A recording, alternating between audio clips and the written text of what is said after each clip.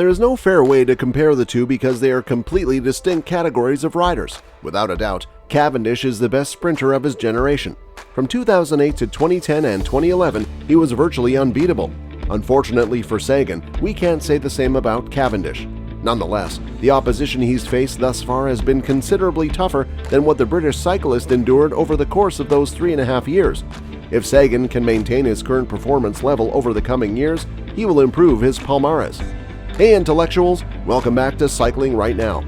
Today's video is going to be really entertaining because in this video, we are going to discuss who is the real cycling sprint king, Mark Cavendish or Peter Sagan.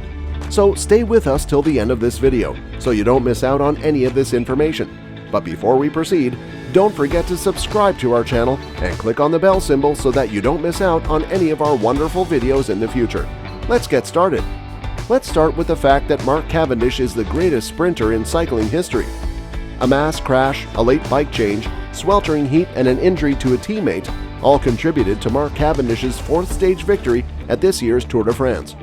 That's what Jeremy Whittle said last week in The Guardian, but it was also the one that made history. Cavendish equaled Eddie Merckx's all-time record of 34 stage victories, surprising those who had written off his career due to illness and poor form. What he is doing now is really crazy, said Tadej Pogačar, the defending Tour champion and yellow jersey wearer of the 37-year achievements, Olds. All due respect. Cavendish was on the verge of retiring a year ago, according to David Walsh in The Times, because of depression and the Epstein-Barr virus, which causes glandular fever. He hadn't won a Tour stage since 2016, and he wasn't even talking about Phil Gill digs deep. He's going to have some fun here, is he? Well, let's see who can catch him. Scheduled to compete this year. Cavendish was only chosen after the original sprinter for the Deceuninck Quick-Step team, Sam Bennett, was injured. However, an extraordinary comeback reached its pinnacle on Friday in Carcassonne, according to Daniel Matthews of the Daily Mail. Cavendish crossed the finish line after 220 grueling kilometers and a tumultuous finish in which his teammate Michael Murkoff finished nearly ahead of him. Cavendish was too exhausted to walk or talk as he hobbled to the waiting cameras. He is the greatest sprinter of all time because of his determination to dig deep. As Cavendish admitted in a note-perfect press conference, he doesn't really compare to Belgian legend Merckx, the sport's greatest all-around cyclist and one who has become like Lord Voldemort at this race, he who shall not be named, according to Tom Carey in the Daily Telegraph. Down, that's Groupama. They've got Christoph on the back with Christoph. It's a green jersey of Peter Sagan. But we can now confidently proclaim that Cavendish, 37, is the greatest sprinter the sport has ever known, and you can bet he'll break the stage record before the Tour is over. So is he capable of breaking the record? Unfortunately, Cavendish did not start at the Tour de France to aim for his 35th win. Cavendish was not very pleased. "I'm sad not to defend my green jersey or write even more history in the world's most incredible bike race." He had high hopes to win the last stage at the Tour de France this year with the famous finish at the Champs-Élysées. Cavendish had won 4 consecutive stages on this route in the past, from 2009 to 2012, while the Manx Missile was at his near unbeatable peak, according to David Hughes of iNews. But do you know Peter Sagan is more interesting? The way a rider pedals, sets their shoulders, and claims the wheel in front of them shows how much they want it. Your turn, and then down we are in a big one. Oh, and into the barriers they go. And the yellow jersey's involved as well. Sagan's efforts in the last 1,500 meters and chaotic finish after a bridge show that he wants to do well in this Tour de France. This summer has been quiet for him, a pretty quiet year. The 7-team winner of the green jersey arrived in Copenhagen with little fanfare. His skills, which used to be unique, are now being matched and even surpassed by young people. Green will be hard in the age of Wout, and people have low hopes for the class of 1990, which was once feared and is now 32 years old. People have thought that Sagan's slow decline is due to both changes in his physical abilities and his lack of motivation.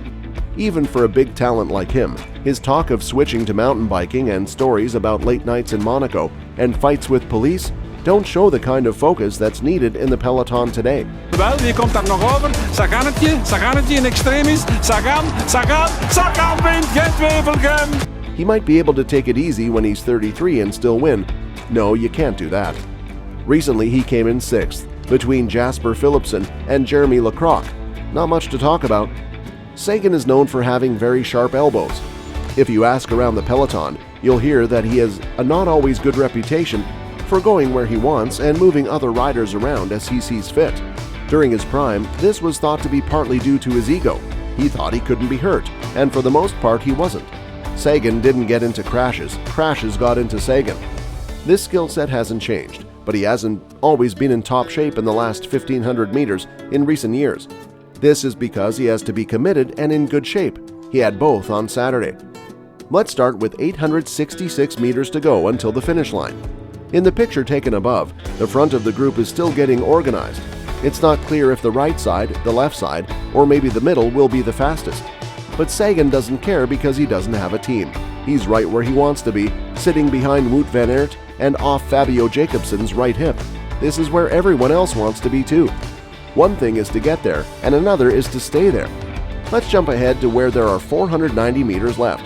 Sagan is still on Van Aert's green wheel, and Jacobsen's train is just to the left of Sagan. Caleb Ewan wants some of that delicious quick-step train draft. He sticks out his elbow. Sagan puts his hands right in front of Ewan's, which shows that he is in charge of the situation. He then gives Ewan a little push to the left, and Ewan goes backward. This moment pretty much ended Ewan's hopes of running fast. Still, Sagan is exactly where he wants to be. He beat off a rival, and now the sprint is about to start. Now the race is on, and there are 225 meters left. Jasper Stuyven, riding for Mads Pedersen on Trek Segafredo, finishes his pull, and Pedersen goes a little too soon. Jacobsen and Sagan both want to take the wheel from Van Aert. The wheel is needed. That's their pass to the end of the race.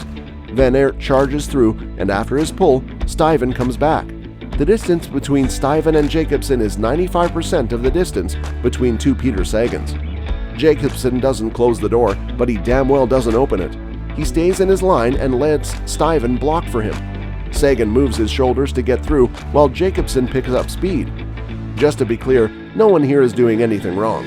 This is one of the best Tour de France sprints. Hence, these are the reasons that Peter Sagan is faster compared to Mark Cavendish.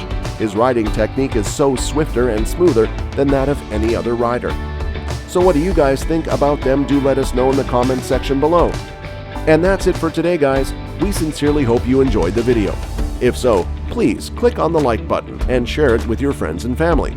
If you have any questions or comments, please share them with us in the comment space below. Also, don't forget to subscribe to our YouTube channel to see even more of our incredible videos. You can also check out our other videos that have been specially selected for you. We'll catch up in the next video.